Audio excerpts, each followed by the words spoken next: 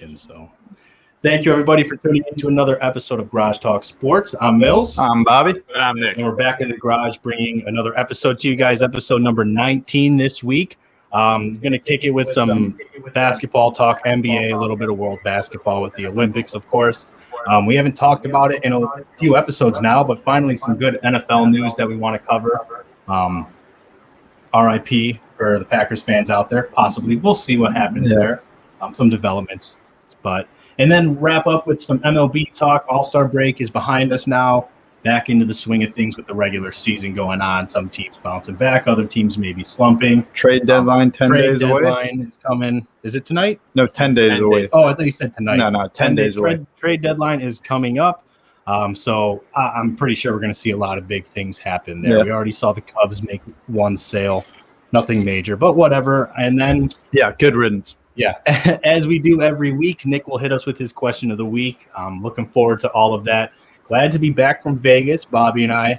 Long weekend, man. Long weekend for some. Fun weekend regardless. Long weekend for a random week in the middle of July. No holidays, no nothing. Yeah, it was just – Vegas kicked our ass. A lot of drinking, a lot of gambling, man. Vegas kicked our butts. A lot of losing. All right, a lot of losing. If you want to lose money fast, go to Vegas, guys. Hey, you'll get your money's worth.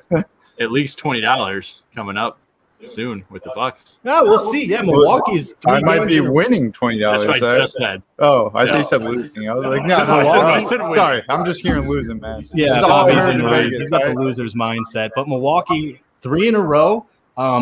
Take a 3-2 lead here going into Game 6 tonight. Yep. I'm going to be entirely honest with you. Didn't see it coming. You guys all knew my prediction. Suns in 5. Suns in 5. Now, was I kind of being an ass about it when I was doing that? Yeah, but I really did think the Suns were going to win pretty convincingly. I thought Suns in 6 was a safe prediction, so I wanted to be bold and say Suns in 5. But I might be wrong with the prediction of the Suns entirely now because Milwaukee stepped up in Game 4. Yeah, or Game 5. I'm sorry. No, that was an impressive game. It really was the Suns' game to lose. They were playing amazing in that first half, and Milwaukee adjusted. Chris Middleton stepped up big for them. Yeah, I think he had a huge game. Drew Holiday. Yeah, Drew Holiday. He deserves the MVP of that game. Yeah, for sure. Well, he had. I'd give it to Middleton. I'm looking at it as like. Not so much like Game 3, Game 4. It's like, okay, you set it up to Suns are a better team, so they get the home seed to where they have home court advantage. So right there, it's set up. You don't have to win any games on the road, and you still win. You can't lose at home. But so games 1 through 4, who cares what happened? Like, yeah, if it was super dominant for one team, it would have been 4-0. But now in the fact that a road team has won, that changed everything. Because now the Suns have to go to Milwaukee and win on the road. Yeah, they have to win on the road tonight. And then they also have to come back and win where they just lost last. So, yeah, even if they win on the road, they still have to come back and win back-to-back games. It is now this series started out as what I would call an uphill battle for Milwaukee, right? The Suns looked so dominant through the playoffs. They looked like they were unstoppable. Milwaukee found a way to beat them in Games 2 and 4. And then in Game 5, the Suns had every opportunity early in that game to run away, and they let Milwaukee hang around, and they paid the price for it. And they had a home field advantage. That was the first win that they got on the road. Yeah, it was the first road win of the series. And so Milwaukee was going to have, like Nick said, Milwaukee was going to have to win on the road, and Phoenix just didn't have to lose at home, and they lost. And so now we have Game 6 going on in Milwaukee tonight, and we have the Suns who honestly seem to be like – I don't know what happened with them after Game 2. They're just down bad. But Game 3 happened, and this is like a different Suns team. Chris Paul's not playing the same. Outside of Devin Booker, there isn't a guy on that Suns lineup that is stepping up right now. No, really, there isn't. They're getting in their own way, and they have all the talent necessary to beat Milwaukee. This is a pretty evenly split series, I would say. Milwaukee, I think, is playing above their talent in certain aspects, and Phoenix, these last couple of games, has played down to Milwaukee, if that makes sense. And that's not me insulting, like throwing shade at Milwaukee or anything. It's just Phoenix, I thought, is the more talented team, and they're not playing to that level, and Milwaukee's stepping up. So it's pretty evenly split. Milwaukee has a very good opportunity here to win at home. For the sake of entertainment, I want to see 7 games now. Yeah, I think it's gonna be interesting. Hopefully, it happens. To me, it's just same thing you were saying with the Suns.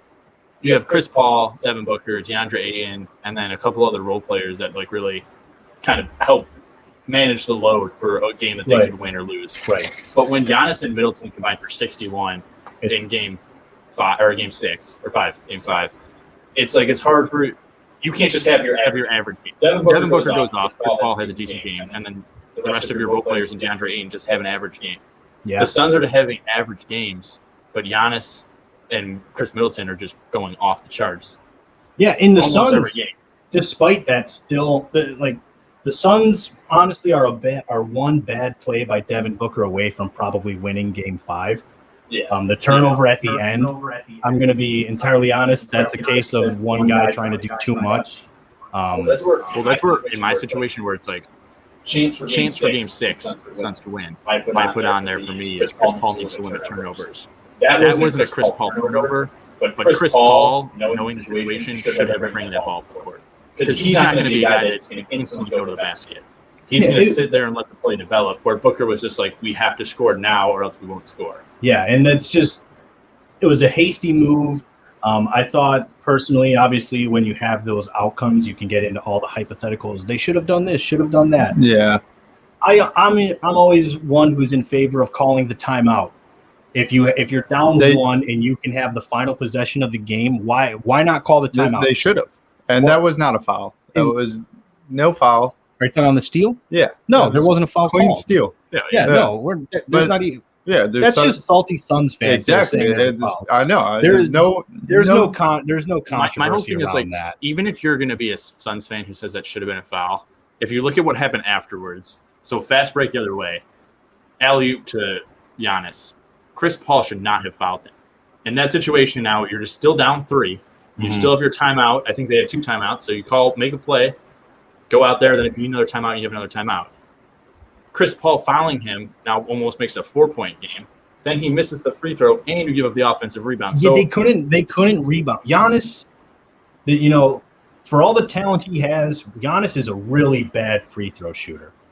He's not good. I think he didn't even shoot 50% from the line in that game. I could be wrong, but it had to be right around 50%. Yeah, no, it wasn't an impressive stat line for him from the free throw line.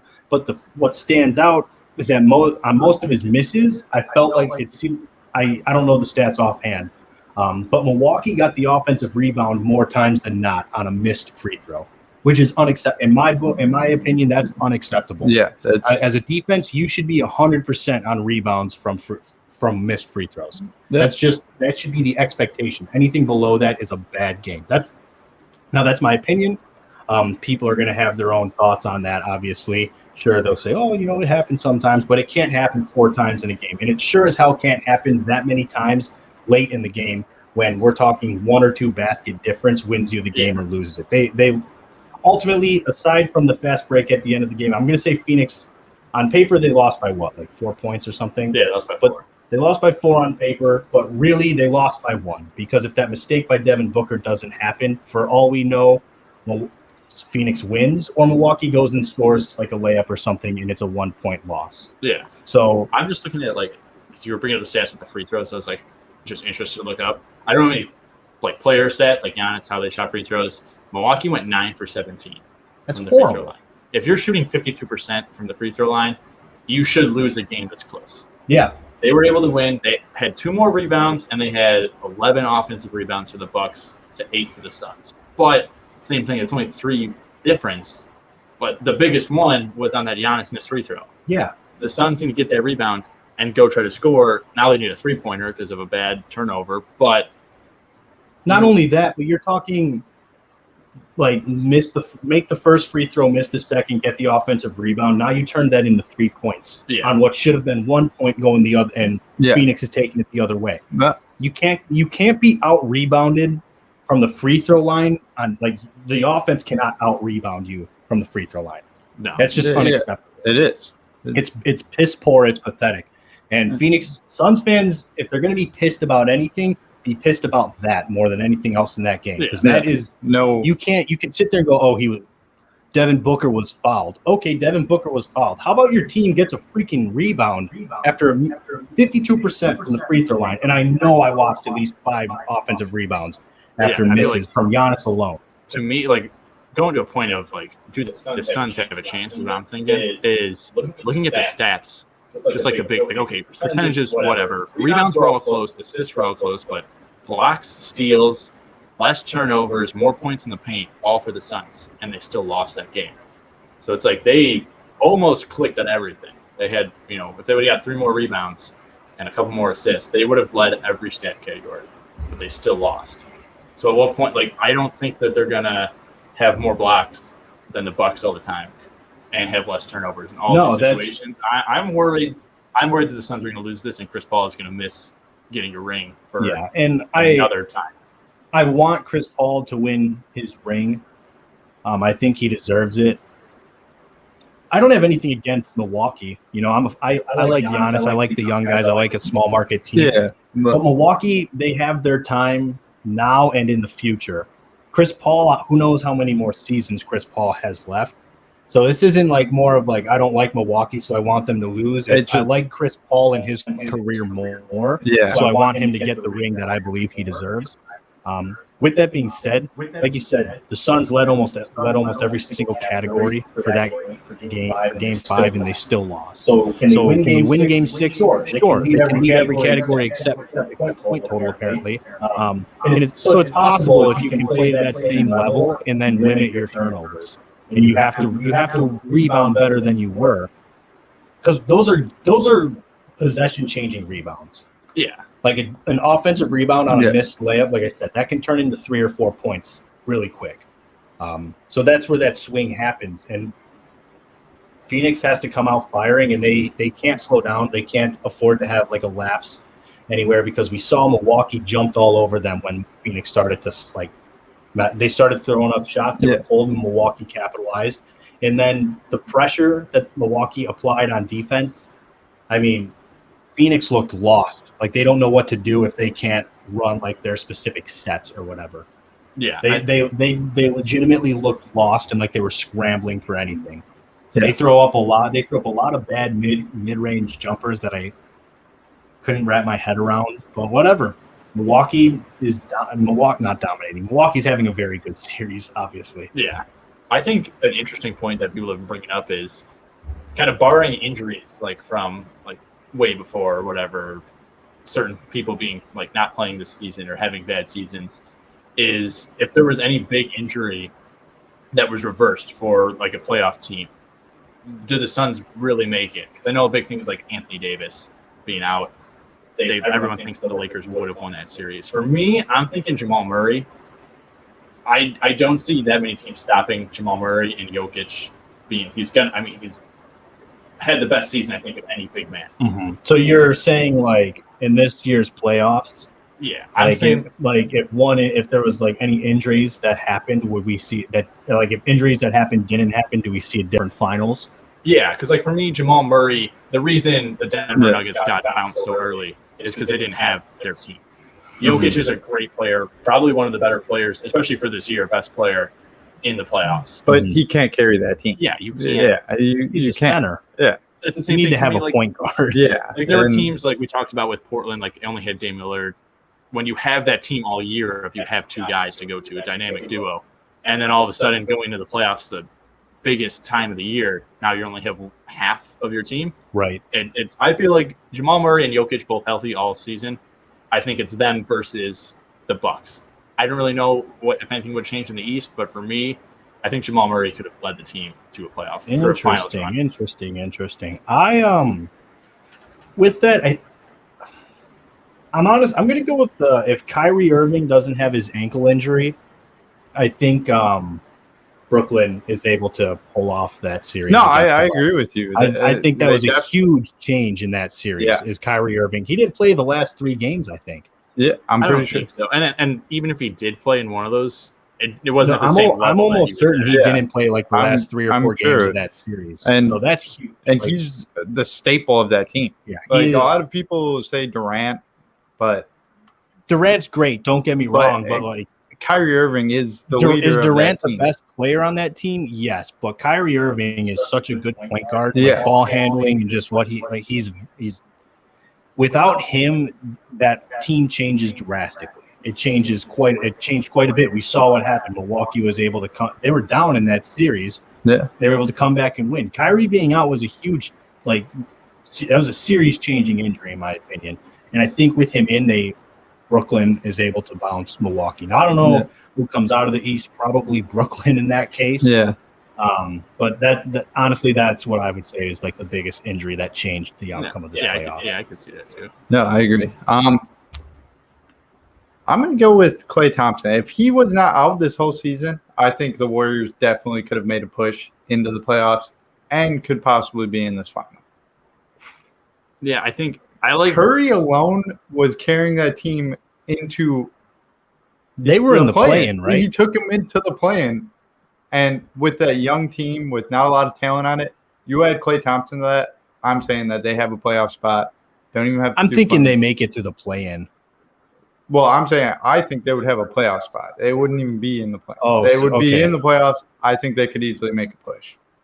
Yeah, I feel like that'd be interesting too, because depending on where the Warriors end up falling, that kicks a team out, or at least into a playing game. Yeah, and then that shakes up the whole dynamic of who's playing who. Mm-hmm. So, yeah, I like to think about that one too. That's tough. But that's a huge making the finals, but I can see it changing the seeding for the playoffs. It definitely changes a lot. Yeah, I think especially with that team where Curry has not really had.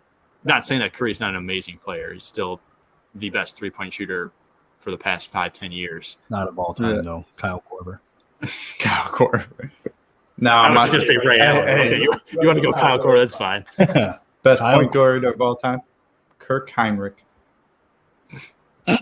Nice. Where is he now? Not playing basketball. Yeah, that's for sure. Not being a good point guard. Yeah, exactly. Don't disrespect Captain Kirk or whatever they called him. Yeah, Captain Kirk. Yeah. See, I'm a bull. I know bull stuff. Speaking of bulls, Levine is not traveling with the team to Tokyo because he's in COVID protocol again. Oh, so lovely. That Kevin Love is out for sure. Bradley Beal is also out for sure. There's a couple other players that have been in and out, back and forth, and now Zach LaVine has to wait until he gets cleared to go.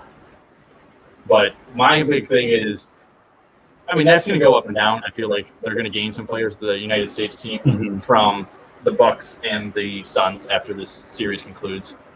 They have 4 confirmed cases in the Olympic Village, which is supposed to be kind of, bubble, kind of like Orlando bubble for the NBA. Yeah. I'm worried that, Olympics are supposed to start Friday.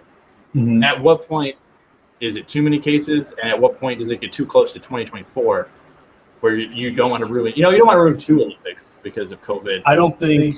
Do you think there's any chance of it getting canceled, or you think they're just going to kind of push through at this point? I think we're at the point now. You said it starts Friday. Yeah, which is mostly playing. Yeah, like basketball, soccer. Stuff they're not going to cancel the Olympics this year. It would take legitimate outbreak level numbers. We need to be talking what happened in the year of 2020, at the very least, possibly even worse. Okay. Yeah. Because one of how close it is, and all of the financial investments and everything that have already been put into the Olympics. We're talking about players, I guess, for team sports players, athletes already getting their traveling in order. Probably some are already there. Yeah, I think a decent amount. I'd say a lot of the competitors and the athletes are already in Tokyo. Yeah. This isn't going to get canceled. Worst case scenario is they go no spectators, which they already have done no spectators. Oh, they are doing no spectators. So if you go, I didn't know that. If you go, there's no spectators outside the village. There's people that live technically inside the mountains. They're allowed to go. And what their plan is to give them all cameras to where they can film what they're watching. And then if you want to view from a spectator view, you can choose to do that, just to see the atmosphere. Oh, that's an interesting idea. That is pretty. I don't think it's getting canceled though. I don't think so either. It's too close. Yeah, it's too close. Honestly, so close, you're not. I don't think you're changing anything. You're not preventing anything at this point. The people who are going to contract it probably had it before coming there. You can do all your testing and everything, but I don't really think there's any benefit to canceling it. I mean, I feel like there's protocols in place. You got contract tracing. I feel like there's ways to stop it from spreading. So at this point, it's a week away. How are you going to tell everyone? Yeah, how are you going to? You can't shut down the Olympics 4 days before they start. Yeah, 3 days before they start, really.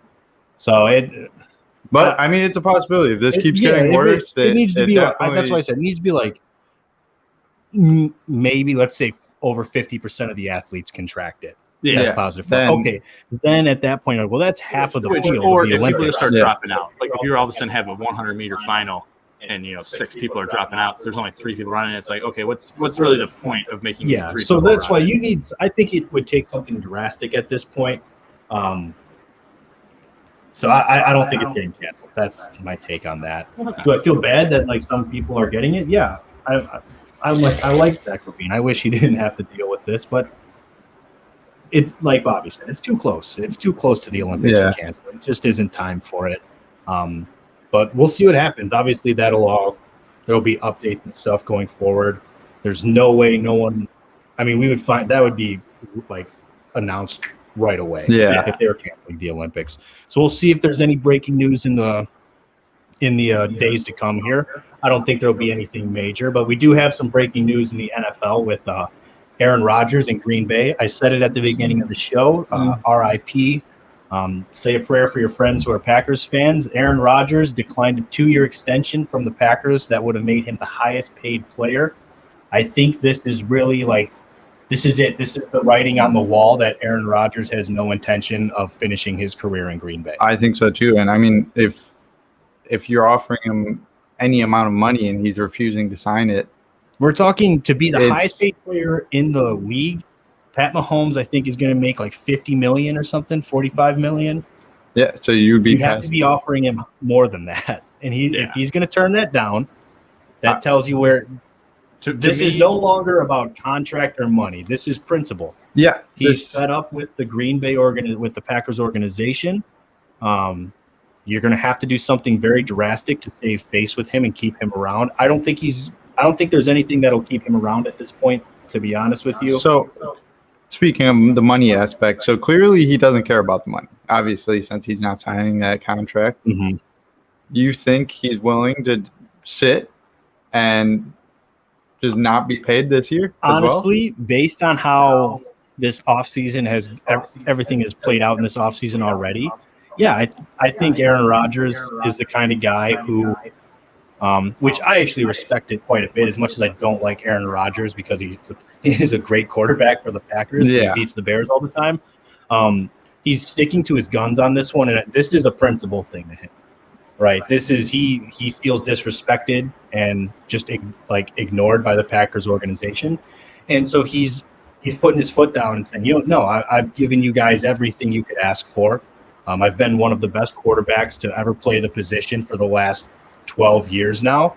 I think and you guys don't listen to me. You don't take my input. You don't do anything like that. You drafted a quarterback in the first round 2 years ago. And then who did they take in the first round this year? Cornerback. Eric Stokes. They took a defensive back in the first round this year. So I mean, granted, he was a great scheme fit. Yeah, no, their defense. It's nothing against it's nothing against the player they draft. I think wrong pick for the simple fact that you picked a quarterback 2 years ago. Yeah, you should have got him weapons. If they pick Eric Stokes this year, it's like, okay, fine, whatever. Like, yeah, he would have loved to have a wide receiver, but you can't just always just add offense. But yeah, you can't deny the fact that they traded up to grab Jordan Love. Yeah, the Packers they've made some mistakes in the way they've handled their relationship with Aaron Rodgers. And Aaron Rodgers seems like a guy who has the stubbornness, if you will, to stand, like I said, stick to his guns. And I don't think he's going to break on this. I don't think he's living it up, dude. Let's be honest. Aaron Rodgers can leave. He could walk away from football right now, and he would still be endorsed by so many places. He can very easily get himself a broadcasting career with ESPN, Fox, CBS, whatever. He could join the Manning brothers. The Manning brothers on ESPN too. Jeopardy. He hosted. Aaron Rodgers has so many different avenues he can go down. that I think he views it as he doesn't need football anymore. If he wants to play that game, I think he's comfortable walking away from football to the point where he wins this little dispute. Yeah, I think you're so talking too. about the relationship with Devontae Adams as well. Yeah, because Devontae Adams said if Rodgers he there, said he's not playing. sure he'd want to be there either. Yeah, without Rodgers, and that happens when you have like wide receiver, quarterback bonding like that. Those two are obviously a fit together. They work so well together. They're lethal, and so now you might lose your best wide receiver and have to throw in not a rookie anymore, but a young quarterback with no NFL experience and an entire fan base that probably is going to be semi against him to start. Well, hold up. Don't count out Blake Bortles yet. All right. I love Blake. I love me some Blake Bortles. Don't get me wrong, man. But let's be honest here. What you coming at Blake Bortles like that? Dude, shut up, Bobby. Oh, we're not doing this. my two biggest things, and I think he took the Jaguars to an AFC championship. I like Blake Bortles. Are we going to pretend that if Aaron Rodgers walks, they're going to put out Blake Bortles? Yeah, dude, he's the second best replacement to Aaron Rodgers, man. Nick, say something. Change the subject. The big thing is people are always talking about sitting out. I still think there's an article that's been released in his contract. He's not allowed to sit out. He would have to retire from the NFL and then rejoin the NFL at a later time. He is not allowed to sit out. I don't know how that works because you can't control someone what to do. But I am almost positive ESPN came out with an article 2 or 3, 4 weeks ago that says he's not allowed to sit out. So he would have to retire and or he forfeits a lot of money to the Packers. I don't know how it works out. But my whole thing is offering him money is ship's going down, a lot of water coming in, and they're putting a Band-Aid over this kind of big hole in the side. He's allowed to sit out? Yeah, he can sit out. And the thing about it is he just wouldn't get paid, and his contract would go to the next season. You're talking about you're a week away from minicamp, and your starting quarterback just declined your contract to make him the highest paid player in the NFL. Yeah. And he has not shown up yet. So what are you going to do? As an organization, you have to start planning for life without him. Yeah. And it doesn't seem the irony of it is that it's only probably going to upset him even more. But he doesn't know. I can't really blame Green Bay in that aspect. That might just become Aaron Rodgers being a little petty about everything. This part it's too far gone. It's not fixable at this point. It's not. If it was ever fixable, it was fixable at the draft where you're like, hey, Rodgers, who should we pick? And you take exactly him. But even at that point, people were saying that was already gone at that point. Yeah, they were saying that relationship was over. At that time, it was anything short of firing. What is the name? Brad Gutekunst. Yeah. His first name? Was it Brad? I want to say it's Brad. It really doesn't matter. I just know Gutekunst. GM Gutekunst. If you fire him, that's what they said it was going to take to keep Aaron Rodgers around. Which it didn't happen. Yeah, it didn't happen. I don't think he's coming back. To no fault of theirs as well, they do have to plan for life without him. And maybe they know something that we don't, and they know they knew at the draft there was no chance, so why even bother trying? Who knows? But yeah, I think we're all in agreement that relationship is beyond mending. It's not something that's going to just fix itself like that. Might have to. If anything, it'll take quite some time. And 3 months later, and yeah, we're still don't know what's going to happen with this. Yeah, we have no idea. We'll see though, right? Yep. It'll be a process for sure. Another thing that's a process. This is so effed up with me. Recovering from an Achilles injury. Dude, come on! It just happened. I know. I couldn't think of a smooth transition for me. Cam Akers tears his Achilles, and they're saying he's done for the season. Yeah, which is a shame. He had a good rookie year. Yeah, he had a breakout rookie season. Of course, he had a breakout rookie season after I let go of him in fantasy, but that's neither here nor there. I picked him up. Thank you. Yeah, you're welcome.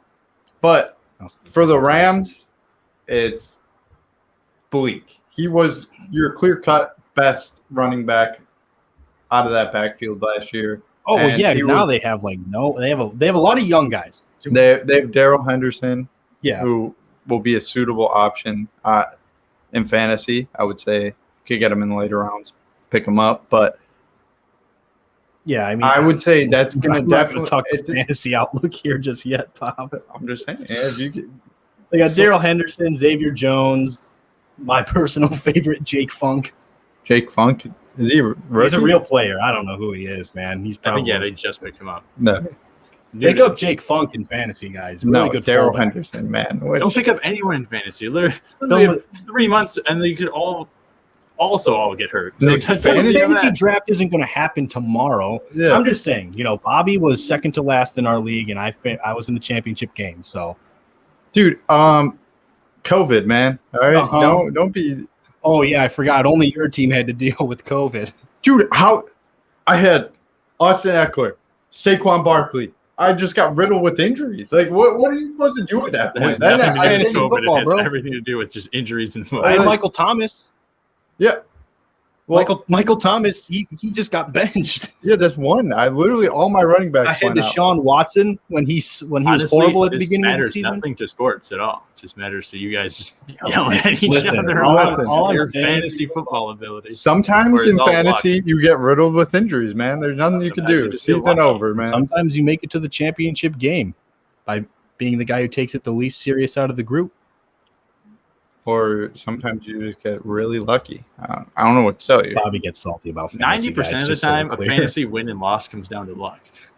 Like sometimes Justin Tucker kicks Oh, it's five fantasy field goals over football is 50 entirely luck. yards. I'm just giving Bobby a hard time because he gets fired up about it. No, It's not entirely It luck. is really so. Then you're literally complaining about how you had bad luck. Yeah, I had 5 starting running backs, and like literally 3 of them went I out can't the whole se- I like, can't be on your side most of the ever season. again. That's insane. Yeah, that's okay. So what is that bad luck, or is that just you're not good at picking running backs? No, Saquon Barkley stinks. Austin Eckler stinks. I'm drawing a blank on the rest of my guys, but there was see, a lot of them, man. This is my point.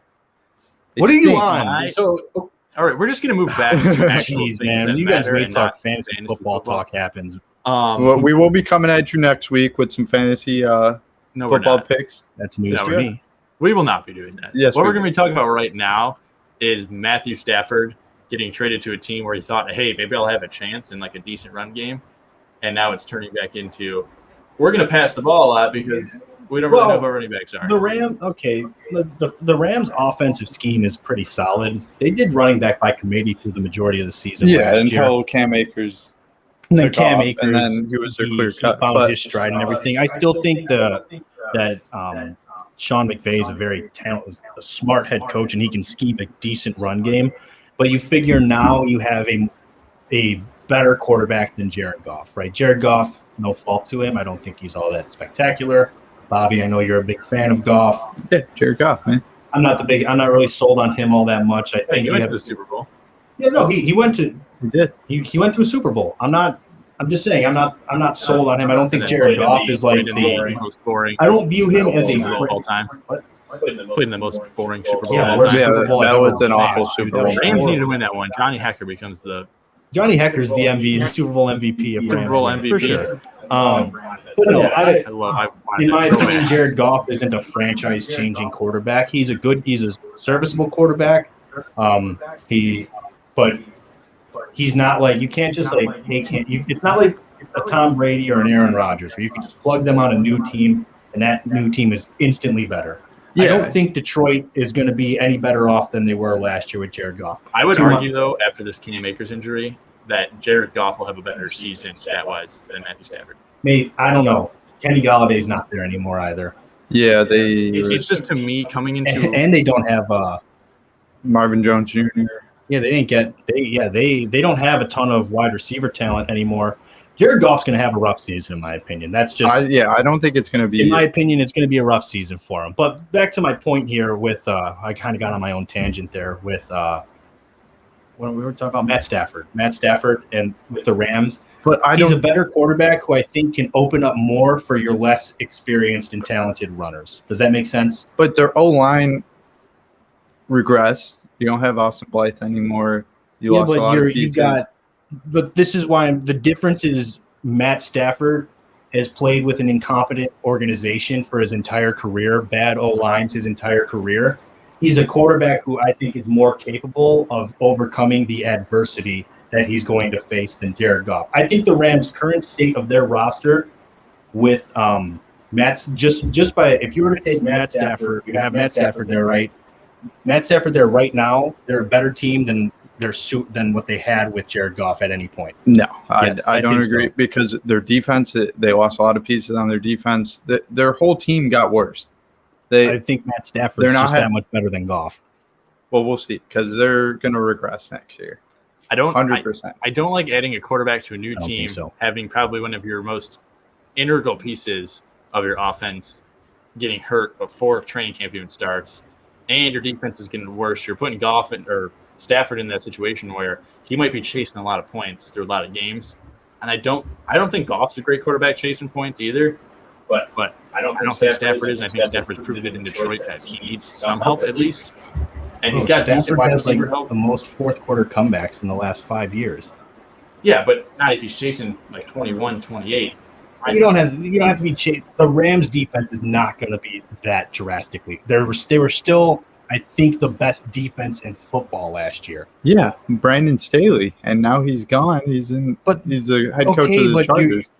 Lose one coordinator shouldn't change your entire defense. And yes, will the defense be not as good? Okay, so instead of averaging 16 points against the game, they might average 18. That's like it's not like they lost but Aaron Donald and their whole core of their defense.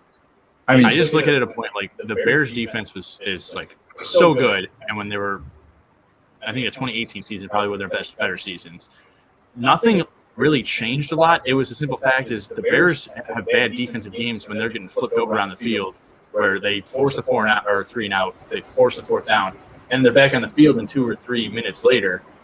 I feel like that can definitely happen to the Rams this year, where it's like the team, the shell of the team is still there, but if they're put out there faster and faster on defense because Cam Akers is out and because Stafford's new to the team, I don't foresee that they can regress just not based on talent, like changing talent, just on how the team aspect is changing and how the scoreboard might affect Stafford's play and the defensive play as well. I'm going to just disagree on that. Matt Stafford has played from behind his entire career.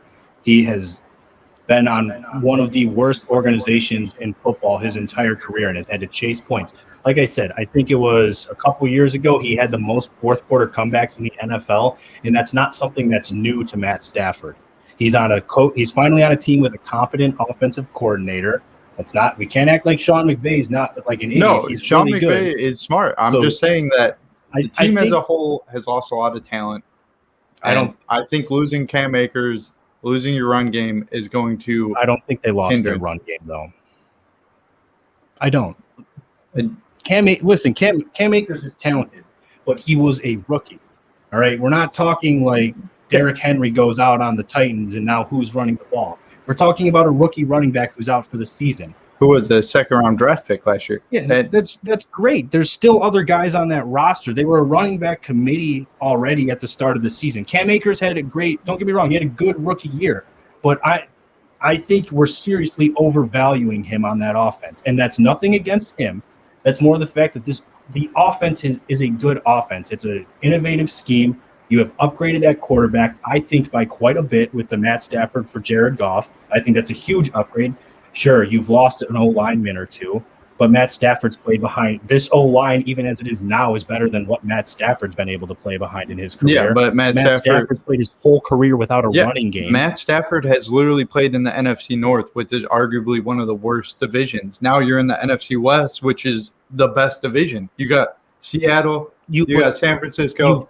He's played against dominant and defenses. The Cardinals. Yeah, so you're telling me that he's going to go into the best division and be able to put up the same numbers against one of the worst divisions. That's my whole thing is the fourth quarter comebacks. No way. In a division. He's on a better team. No, he's not going to. The Rams are going to be the last place team, and I like the Rams. I think the Cardinals are going to be the last place team. No, I'm not. What has Cliff Kingsbury ever done? Tyler Murray. But he has talent on that team. The Rams have talent. Yeah, they have a few pieces. Not on the offense side of the ball. They have Robert Woods, Cooper Kupp. Okay, and then you have no running back now, and you have no offensive line. So it's literally what Matt Stafford just went and so from. You have Kyler Murray and DeAndre Hopkins, who are very talented. You finished 8-8 and missed the playoffs. To the Rams knocked you out with Wofford as their quarterback. Yeah, and then Cliff King. This isn't about. In this specific instance between these two teams, I'm not even getting into the players. Yeah, sure, Kyler Murray's better. DeAndre Hopkins is better. That's great. Rams have a better defense. Their head coach, I think, is light years ahead of Cliff Kingsbury. Cliff Kingsbury has been a loser everywhere he's gone. I agree with you there, but it's a talent. The talent makes a team, honestly. That's two. You named 2 players. Dude, Buda Baker, Isaiah Simmons, Chandler Jones. They have a good team. Like, I don't think I'm not going to name a lot of players because I'm not super into the NFL. I'm just thinking Stafford is going to have to chase more points than he has in the past because I don't agree. The Bears never really score that many points. The Vikings really don't score that many points. Exactly. That's what I'm saying. And now he has to compete. So Stafford goes up against a really good defense. They don't if he score throws many 2 points. 80-yard passes and scores 14 points, most of the time he probably beats the Bears, especially with Trubisky. Going up against the 49ers or the Seahawks, I don't think he throws, gets 14 points. I don't think that's a win. Where is this 14 points number coming from? I'm just saying the Bears have had problems where Trubisky needed to score them 17 points in a game, and they would win a lot more games than they lost. So I'm saying as a bad quarterback. I get what you're saying, but my point is, so we're saying that the NFC North is a crappy division, but then we're talking about how, if a defense can hold Matt Stafford and the Lions to 17 points and you'd still win. So no, I think we're talking about a defense that holds you to very few points. So he's played good defenses. Down like over 20 in a couple games that he's going against. I don't think he can come back from that. Be down. They might get blown out here and there because that just happens sometimes in the NFL. But you guys are acting like the Rams defense is. There's not a single player there from last year. Whole new team. Aaron Donald's gone. They're not. No one that was on the Rams last year on their defense is there anymore. Yeah, the Rams defense. If the Rams defense last year, I don't know what their exact averages were, but I'm pretty sure they averaged around 16 points against a game. Let's say that goes up to 18 points against a game. Matt Stafford can get you 21 points. Matt Stafford can get you more than 21 points. The Rams aren't screwed because Cam Akers is no longer going to be playing this year. They're not. I'm sorry. He's a talented running back, but we're acting that offense didn't run through Cam Akers. I don't think it did, but my whole thing is that division boils down to, Seahawks are almost the same team as they were last year. Arguably, yeah, they lost a couple pieces or whatever. I still think they have a strong chance of still winning that division. I think San Francisco can bounce back here. They had way too many injuries, so that puts them in second. Mm-hmm. I don't see the Rams, whether they had Jared Goff, Matthew Stafford. I think with Cam Akers, they might have a chance to try to break into that top 2 spot. But with losing Cam Akers, losing your defensive coordinator, I think that pushes them out of that 2 spot into that 3 spot, maybe 3 to 4. I'm not saying they're going to have like a bad year and they're going to go 1-15. I'm just saying that, I don't think they're making playoffs this year. I would think that they could possibly finish in last place in the division just because of how they're situated. I don't see them finishing last place in the division. All I'm saying is I don't think Cam Akers being out is suddenly taking the Rams from a decent team to a crap team. I think with all the pieces that they lost this year, I still don't think the Rams are screwed. They'll finish higher than the Cardinals because the Cardinals are going to be Cliff Kingsbury is going to be Cliff Kingsbury. He can have every star in the league. He'd still find a way to finish 8-8 and lose to Justin or John Wofford, whatever his name is. The Cardinals don't impress me. Kyler Murray's flashy. That's cool. DeAndre Hopkins is probably the best wide receiver in football. That's cool. You have those 2 pieces and you finished 8-8. We still don't have answers on defense. They're not a good defensive team. They don't have a running game. So we're talking about the Cardinals are going to be better than the Rams. They weren't better than them last year. But they went out and tried to address these pieces. They drafted defensive players. They signed James Conner. That's cool. They're going out and addressing these, and the Rams have huge gaping holes that they just left. The Rams are going to be. I honestly think the Rams will be fine. Anything on the offensive line. I think the Rams will be fine, man. They're actually. You think they're going to be fine, and they don't have draft picks going forward, so they're going to be good. I don't care. I don't care about the Rams' future the next 2 or 3 years. I'm talking about this upcoming season. I don't think Cam Akers being out kills that team. That's what I'm saying. Cam Akers was a rookie running back. He's no Adrian Peterson in his prime. This isn't like when Adrian Peterson tore his ACL. Losing your defensive players, losing your offensive line. You can overcome a coordinator. If you have the talent on defense, it's not the end of the world. You had the best coordinator. Literally, he was the best defensive coordinator last year.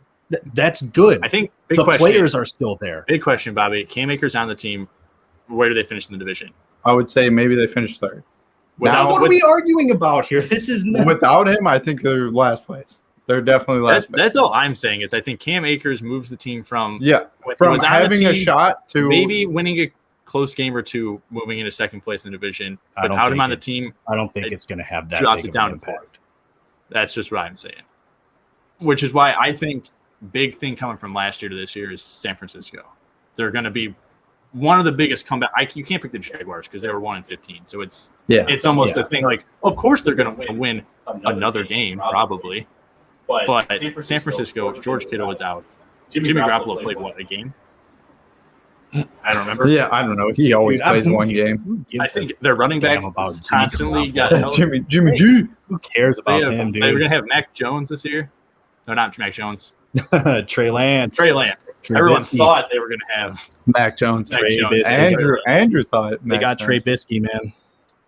Yeah, so that for me, I have to see that team definitely progressing upwards, and then only maybe being stopped in the division by the Seahawks. If not, I might see them going up to first place if they can kind of make everything click how they were before last year with the terrible injuries. Well, I agree. Funny.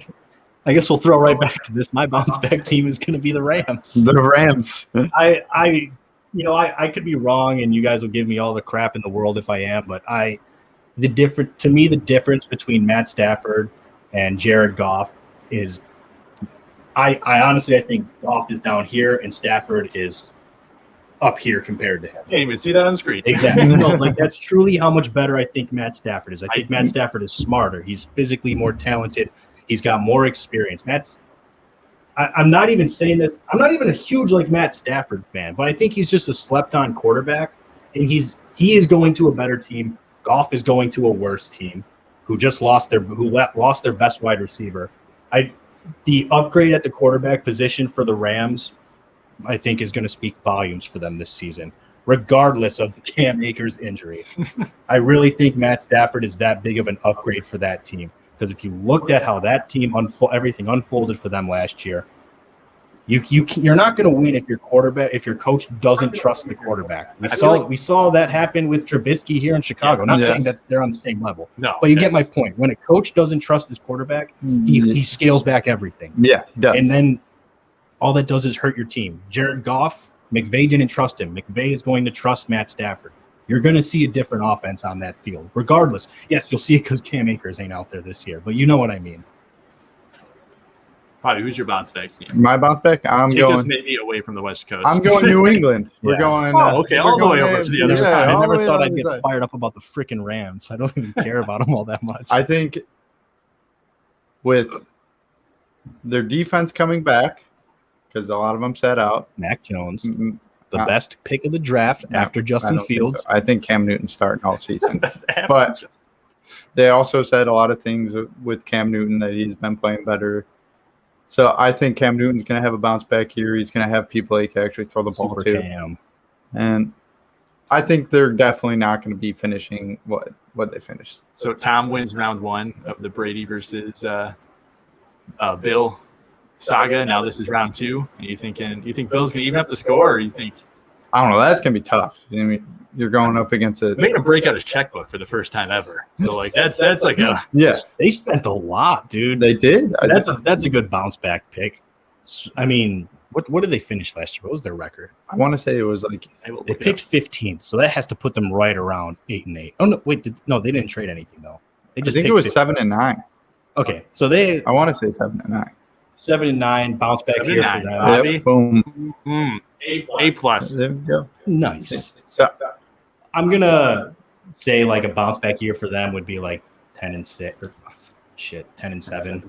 Well, 10-8 now. Quick thing, right? Oh, yeah, 10-7. You're right. Right when I was thinking about this, I just want a quick answer from both of you. I'm not going to answer because I'm not going to know. Jaguars, Jets. Who turns it around from last year to this year? They both got new coaches and they both got new quarterbacks. So I like Bob Salah a lot. I do too. But the Jets are. Oh my gosh, I feel. What's the kid from BYU? What's his name? Zach Wilson. Number 2 pick in the draft, and you already forgot his name. Yeah. I feel so bad for him. His career is going to end way too soon because of the Jets, and that I like. It's nothing against Salah. But I honestly think that team was put into such shambles that he's not going to get a chance. I mean, they did go out and get Elijah Vera Tucker, and they did bring in. He's going to get Zach Wilson is going to get picked apart, dude. He just is. I'm worried. You saw what happened to Sam Darnold. Sam Darnold didn't even get a chance. Yeah, he didn't. Like that's my point. Is ghosts. Yeah, he's just seeing ghosts, man. I like Sam Darnold a lot. I wanted the Bears to be in play for him, but then they got Justin Fields, so I don't care about that anymore. Yeah, I was gonna say the elation in this room of we gotta get Sam Darnold. Sam Darnold goes away. We should get this. We get all of a sudden Justin Fields, and you guys felt the weight lift oh over my every gosh, Bears I felt fan like I just had like a 200-pound backpack on me at all times until that draft. Sam Darnold, I never thought even got a fair shake. No, he didn't. He got one of the worst coaching staffs in the world, like to be his coach. Yeah, I mean, he had Adam Gase. So. His best running back was Frank Gore, and not respect to Frank Gore. Props to you, man. But the dude's like 52 years old and his knees hardly work. Yeah, his Frank Gore Jr. is he gonna? He could have entered the draft if he wanted to, right? Because he's in college, I think. Frank Gore's son? Hell if I know. I didn't know he had a son. He does. Because they were just talking about it last time. They're like, Frank Gore. Can we get a fact check on that, someone? Frank Gore could be playing long enough for his son. Dude, for his son to also play. Zach Wilson, I don't think he'll get a fair chance. That's fair. I mean, so I also think with Tebow time happening down there in Jacksonville. I think Jacksonville's going to have a better year. I think so too. They're a team that already. I thought they already. Well, you always said that you didn't think they were a 1-15 team. No, they have tons. Listen, dude. They beat the Colts in Week 1 to show the world that they could win games, and then said, "And now we tank for Trevor." So quick, Frank Gore Jr., freshman at Southern Miss. Okay, so he's not eligible yet, but who knows? Maybe in a couple years, Frank Gore. No, I'm pretty sure Frank Gore is playing this year, so we'll see. But no, I never thought Jacksonville was that bad. Yeah, sure, they went 1-15. Obviously, your record says something, but I thought they could have been 4-12, 5-11 last year. Yeah, they definitely they had some weird decisions happen, but obviously they were at that point in play for Trevor Lawrence. I can't blame them for going out and tanking at a certain point. You're like, hey, we have a chance to do Trevor Lawrence. Let's just see if this random strategy works in the game. Yeah, and Jacksonville. What does it matter? We lost anyway. Jacksonville has some young talent at wide receiver. I don't know too much about their O-line. Their defense can use a little bit of help, but they're not a horrible. Travis Etienne. Yeah, they're not a horrible team, and I think Jacksonville. And you got James Robinson. They got talent. Jacksonville will win the division. That's just that. So winning the division? I was waiting for a reaction. That's just but I think they'll have a good bounce back year. I'm not going to pick them as my biggest bounce back because, like Nick said, that's too easy. Jacksonville, I'm going to say wins 6 games this year. They go 6-11, maybe 7-10. Stupid 17. And the Jets probably win 4. There you go. Okay. So both, if you guys are going to do any preseason bets, those are your bets. Both right improvement, but you think Jags are going over the top. Or going over the top. I think the Jags will be the better of the two. Okay. But if we look at you say you get 4 years with a rookie quarterback, right? If we're going to look at the 4 years that will unfold of the Trevor Lawrence, Zach Wilson era, Jacksonville will come out on top after that 4 years. I love it. Okay. That's what I'm saying. Agree or disagree? I have to go Zach Wilson, man. I think it's interesting. Out of the two, I think Trevor Lawrence is more talented, but I think Zach Wilson. I feel like Bob Salah will build a team around him. Yeah, the defensive coordinator. I hope for Zach Wilson. I'm just messing. But I got nothing against Zach Wilson. He brought in Mark LaFleur, to be the offensive coordinator. I feel like that team is getting a new birth into that organization. They might. I think Jacksonville's in a better state currently. Yeah, like they're more prepared to win sooner than the Jets. That's all I'm saying. Okay, I agree with you, but I just feel Bob Salah. Bob Salah, Salah he's their savior. It's your name. You're both Bobs, so whatever. Fair enough. I'm not going to debate you on that one. I like the guy too. I think this is the Jets finally did something right with the coach. Yes. So I'm not gonna knock him or anything. I just think, like I said, Jacksonville's built to win sooner, and that's pretty much that. But obviously, listen, we gotta move on. We're gonna get in some. I was gonna say, I think talking about injuries wise, from big name kind of younger guy, another big name guy, Ronald Acuna Jr. gets injured right before the All-Star break, tears his ACL. Terrible injury for a team. Kind of helps Bobby's problem of getting rid of Jock Peterson because there goes an outfielder. Yep. They had to replace him. I'm just thinking. Quick answer.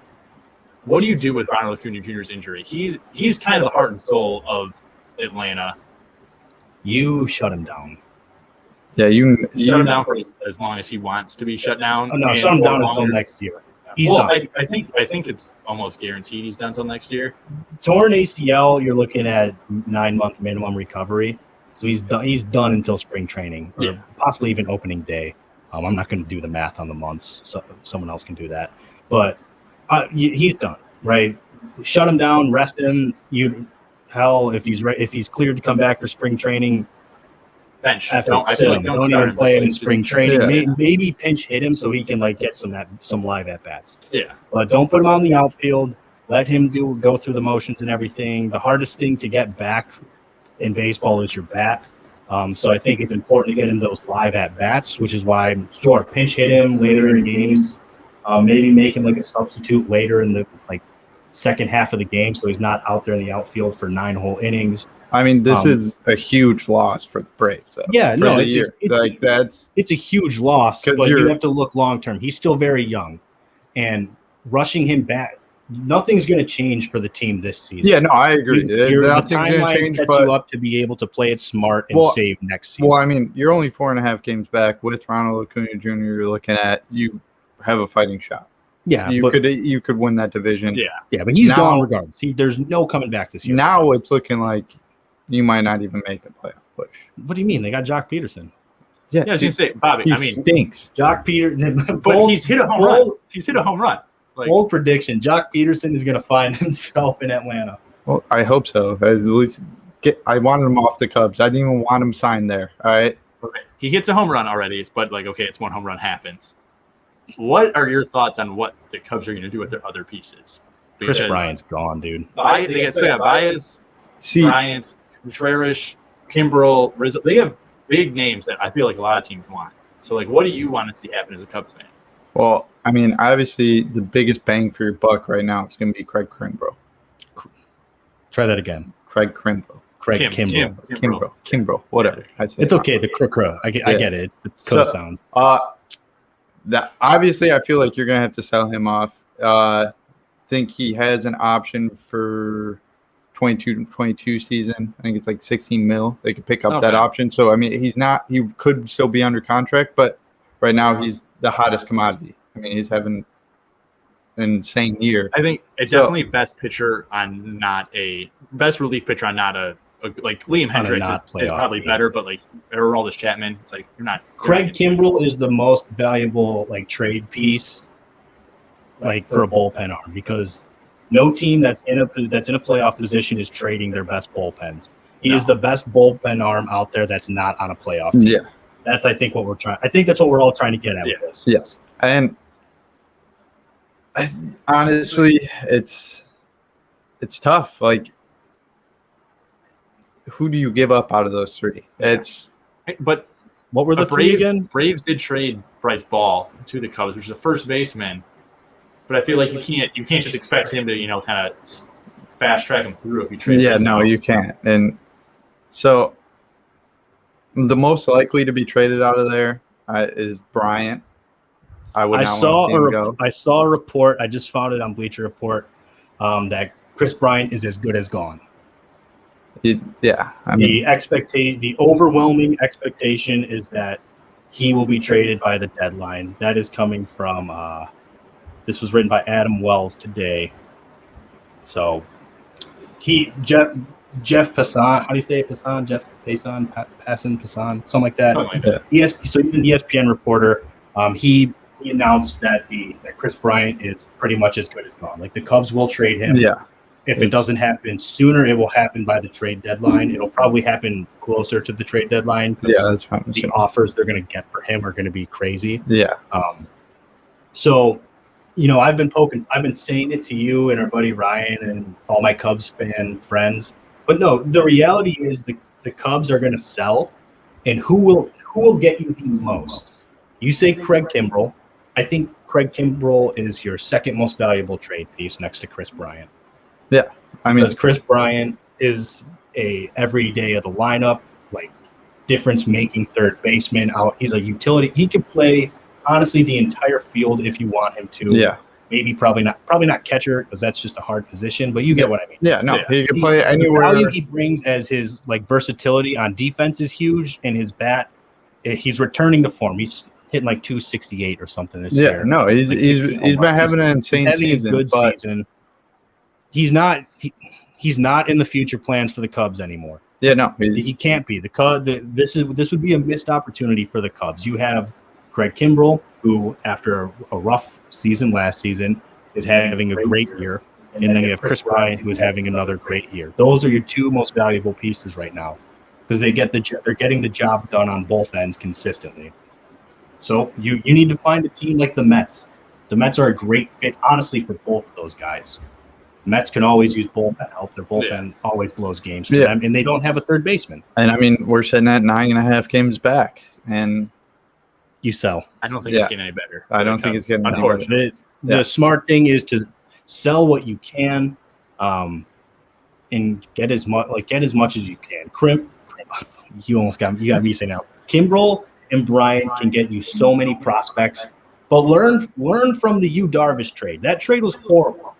Cubs got fleased on that. We got fleeced. It was a bad trade. Yeah, if you're trading both of those guys, you need you need to be getting at least two prospects that can make their debut next season. Yes, I think for anything less than that's a loss. Also, don't patch them together. No, I know the Mets both want them, but don't put Bryant and Kimbrell in the same trade. Unless the Mets give you like everything. Yeah, if they oversell like they have to.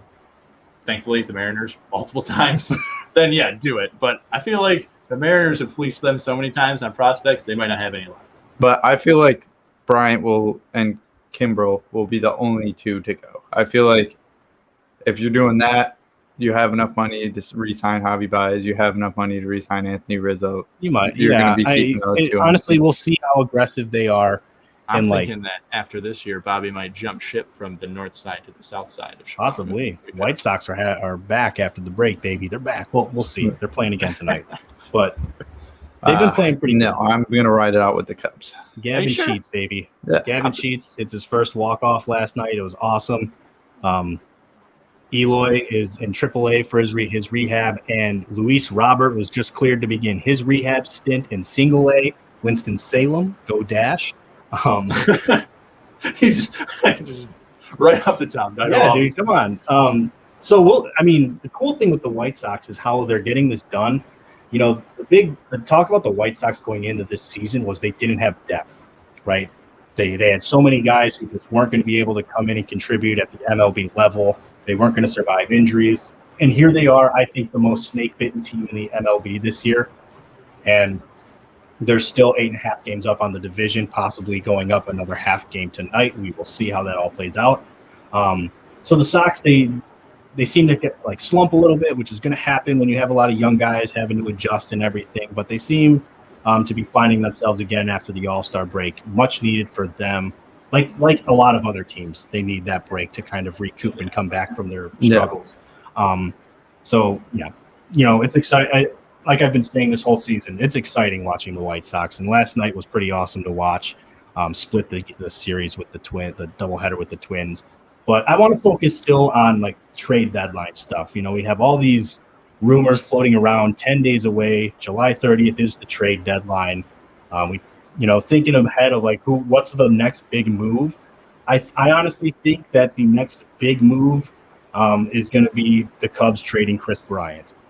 Like, I think that's going to be the biggest trade move, like the biggest trade package we see for like any player in this season by the trade deadline. Yeah. I really struggled to get to that sentence. I'm going to stay same league, National League. I think the Mets are going to go, especially I thought they were going to be the big trade movers, possibly for Baez or Bryant, just because they kind of need a third baseman or a second baseman, just wherever they want to put him. I think with Lindor being hurt, and I don't know how long he's going to be out for, I think they might really push for Trevor Story now. Okay. Because I love Baez, I love Bryant. I think that middle infield help and infield help, I want to say Trevor Story is one of the better ones available. And I think that even after Lindor comes back, they still need middle infield help or help on that left side. I can see them going super hard at Trevor Story, and I think that the Rockies would sell low. I feel like the Cubs are really trying to sell high on Bryant or Baez. So I feel like I feel like the Mets are going to be the team. I don't know who they're going to go after. Yeah. It's going to whoever they get the better trade for. To your Trevor Story point, I think Trevor Story is the best available middle infielder. We don't know how available Baez actually is. There's really no rumors surrounding him at all. Yeah. But even if he is available, I think Trevor Story is just a little bit better. Nothing against Baez, Bob. This isn't a dig at Baez. No, I agree with you. Trevor Story is better than Baez. Okay. I mean, Trevor Story is my favorite player. Everyone record that right now, please, and thank you. No, I could see the Mets. How could he be my favorite player and then me not to hit Baez? Just record that, guys, please, for that. Bobby admits Baez isn't the best thing in the world. Not many Cubs fans will do that. He's not my favorite player. That's cool. I like it, Bobby. I like it. Bobby. On the Cubs? You're wearing your Arrieta jersey. Arrieta, man. I definitely thought for a second that you had a Story jersey and a Cubs and like Bobby. Okay, that was wasted money. That would totally but yeah, money. I already said Cubs trading Chris Bryant is going to be the big move. I think he's going to go to the Mets as well. So technically, the Mets are also involved in my pick. Bob, what are you thinking? I know there was a few rumors. Yep, here we go. Need outfielders. All right, New York. We're not moving too far away. So we're staying in the same state. Let me tell you, Aaron Hicks. He's garbage. All right. Bobby. I love Bobby's Bobby with the hot takes every time. Dude, he's garbage. All right. Okay. Yep, he's garbage.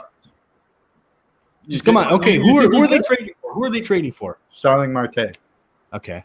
So not Miami. Chris Bryant. They're going Miami. I think that you get him. Got a fast outfielder. He has 19 stolen bases. He gets on base. I think he's batting 284. I want to say. Yeah, so he's doing really well. Gotta be better than Aaron Hicks. Definitely better than Aaron Hicks. I guarantee you that. That scrub. And I think you get someone who's consistent, gets on base, who can steal his base. And whoa, they got Brett Gardner. Do they? Yeah, I think he's still around that ball. Dude, I don't even think he starts for him. No, I'm just messing. I'm messing around, dude. They have the power, but they don't have people who get on base consistently. I think they're going to make a trade. You don't believe in Clint Frazier? Yeah. You're just throwing out random names. Clint Frazier. No, he was like their big prospect a couple years ago, and he has been.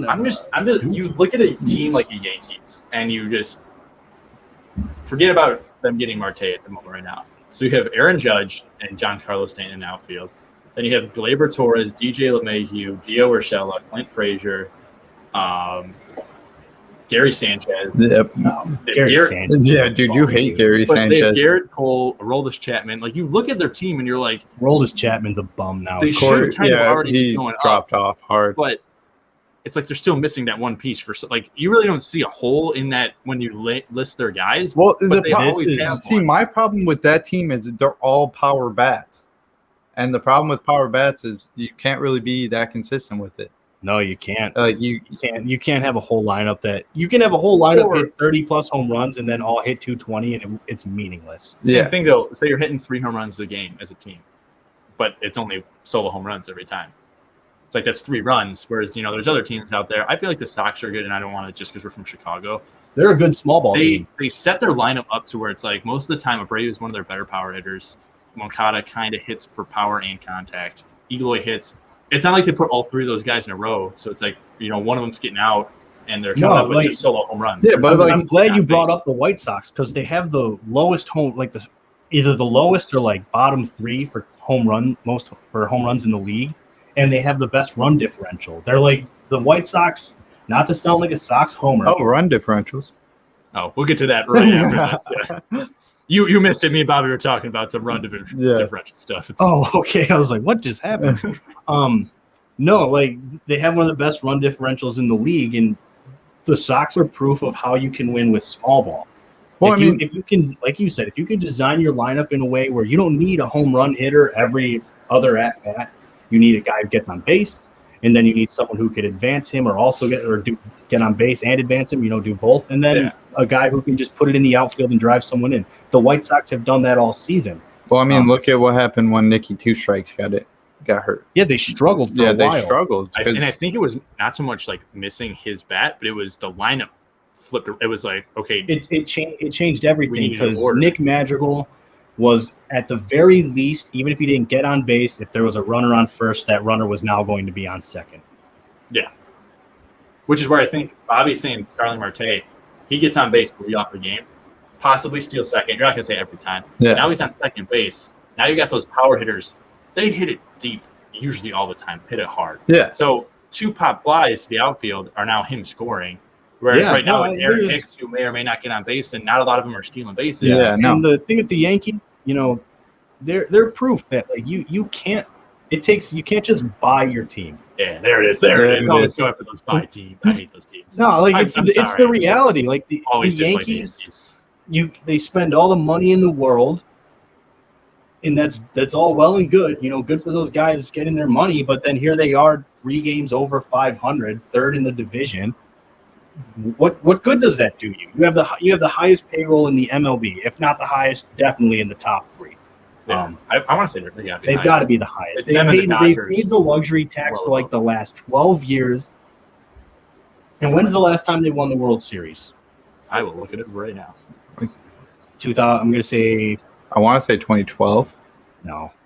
I'm going to say 2000. Don't pick an even year team between 2010 and 2020 because it was almost always the Giants. It was I'm saying 2003 or 2002. I could be wrong. I'm pretty sure it was sooner. I feel like it might have been more recent, but I don't remember. World Series. Well, they have like 27 of them. So all right, when was the last one? 2009. Oh, damn it! I'm not BSing. I wanted to say that, but I thought it was the Phillies in 2009. Was the Phillies 2010? They beat the Phillies in 2009. So oh, you were close. Do you want to put like the same thing you're talking about? So the Phillies beat the Yankees. Actually, it's talking about run differential because it's talking about my team, and it's talking about Mariners, 3rd place in their division, 5 games above 500, have nowhere close to the same salary cap as the Yankees, and they're still in like the same position. So it's like you need to find guys that work for your team. That's right, dude. The Mariners are over 500. Not just find. Money guys. Don't spend money just to get.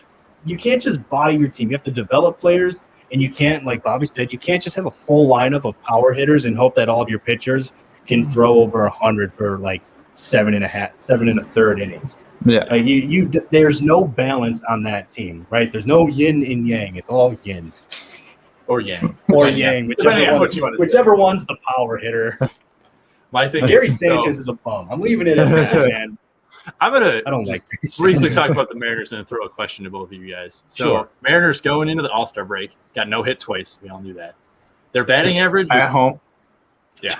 Their batting average was some salt on that wound real quick. Batting average was 217, which is the worst in the majors. Okay. Their run differential, -50.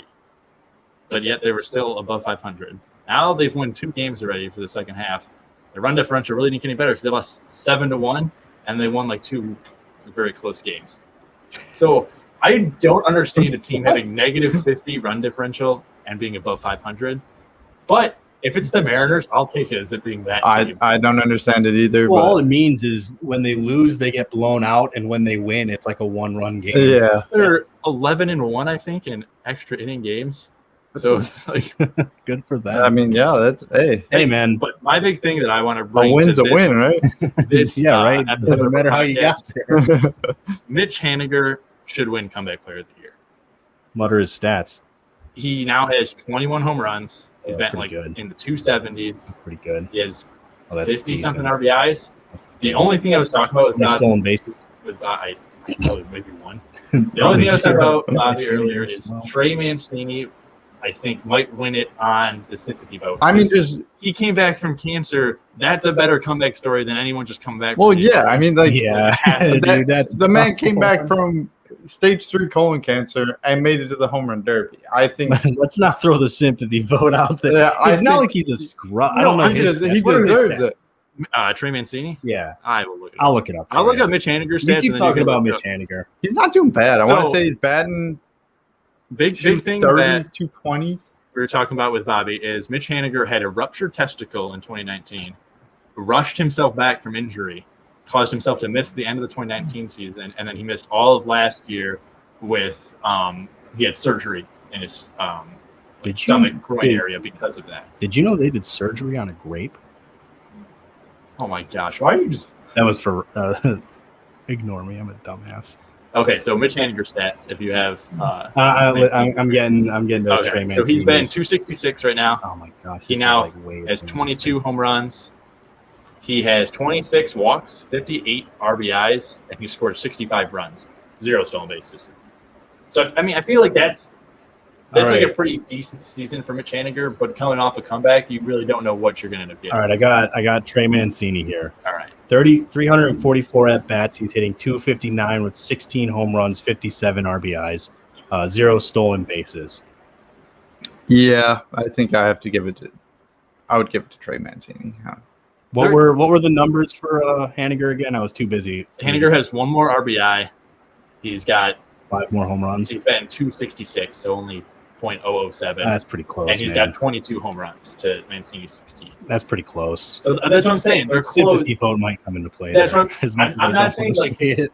But he's not going to win. It's not like it's undeserved. It's not like he deserves it, man. It's not like Trey Mancini's batting like 105. Yeah, it's and like no home runs. Exactly. He's close to Haniger. That's what I'm saying. Barring that, say Mancini's also coming back from like a groin injury, you would give it to Haniger in this situation. Yeah, but he's just coming. It ain't no ruptured testicle that he's feel like from. You ever ruptured a testicle? At any point, no, I can't say that.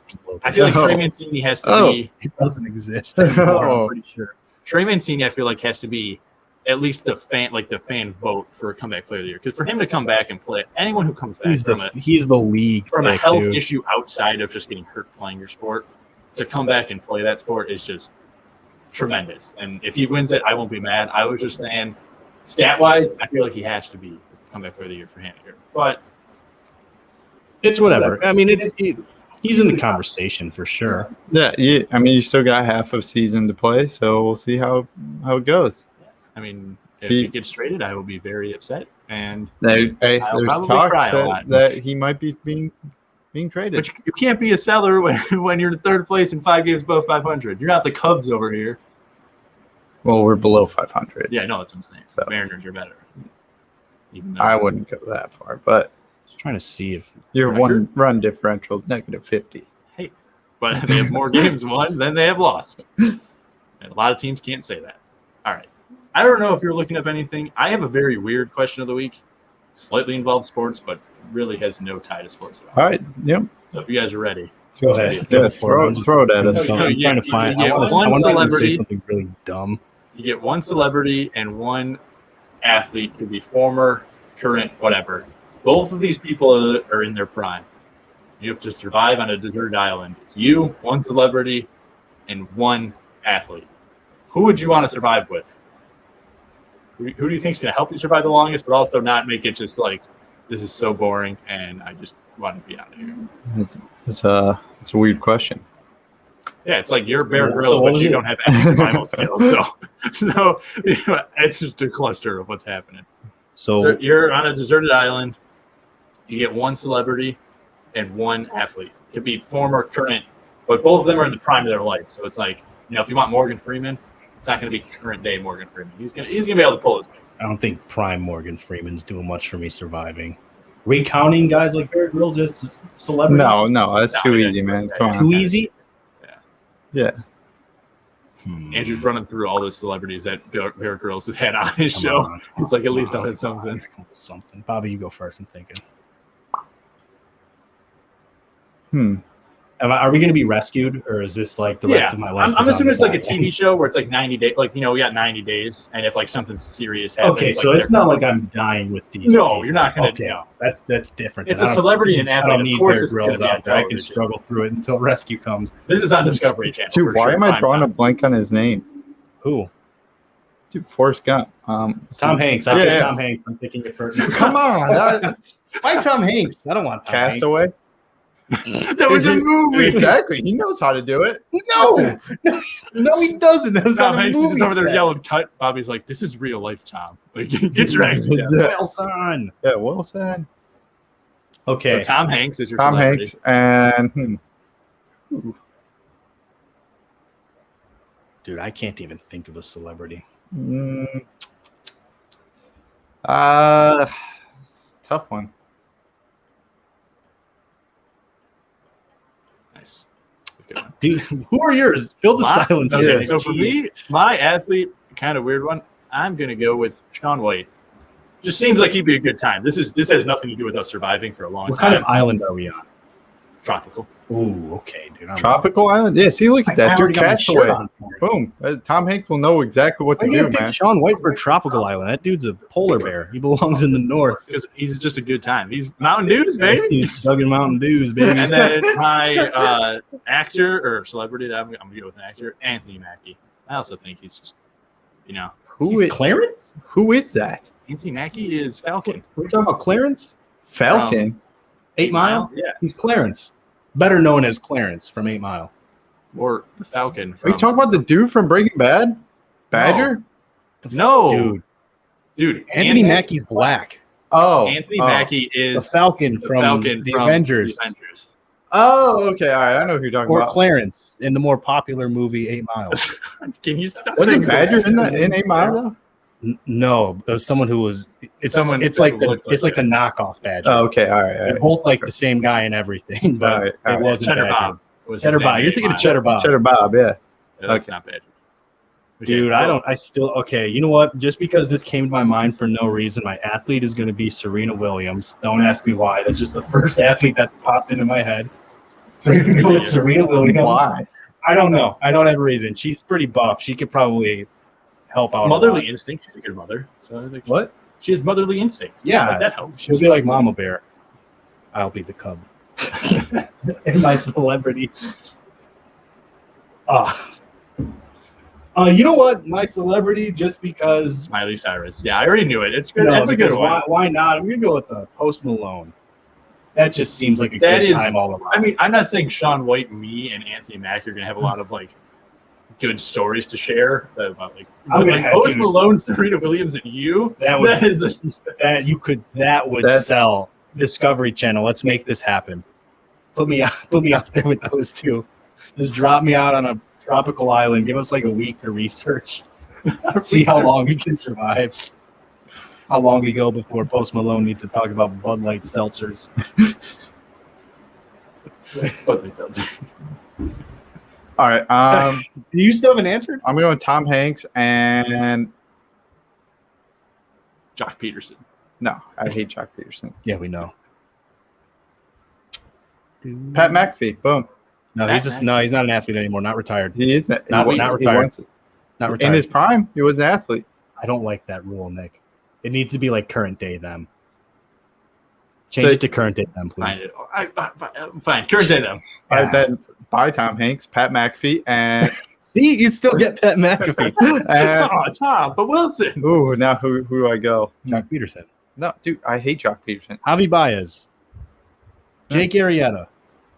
Yeah, that would be cool, man. Fear the beard. No Serena Williams, I'll tell you that much. That's a good pick. You know what? Yeah, Bobby, we're just waiting on you. All right, well, I'll fill yours. Our I'm gonna go with good friend of the show, Mel, says Tom Hiddleston and Michael Phelps. Too easy. And she's very disappointed in you. Because you don't know who Clarence is. Michael Phelps can't just swim you off the island. That's not allowed. yeah. Well, Mel. Is that an official rule? I'm just assuming that we're farther away that he's going to be able to swim. Just let Mel know he's gonna be smoking a lot of weed on that He's going to island. be ripping bombs on that island. Who is your athlete? All right, Bobby? I'm gonna This go with- episode needs to end. I'm gonna go with Justin Fields, man. Justin Fields. Yeah, Justin Fields, man. Yeah. Justin Fields and Pat McAfee. Yeah. Let us know, That'd be guys, who fun. out of our 3 duos, who would you want to go out there with? I got Serena Williams and Post Malone. Bobby went with Pat McAfee. Justin Fields. Nick went with, refresh my memory, Mackey and Sean White. Clarence and Sean White. We'll repost these on Twitter with a poll. We'll do it on Facebook as well. Please interact with that. But otherwise, that'll wrap it up for this week, guys. We appreciate you tuning in. If you like what you heard, please give us a follow on Twitter, GTS Podcast 1. Like or subscribe to our YouTube. Let's beat that algorithm. Yeah. Smash and then like and follow on Facebook as well. We appreciate everything, guys, and thank you. Take it easy. That's it.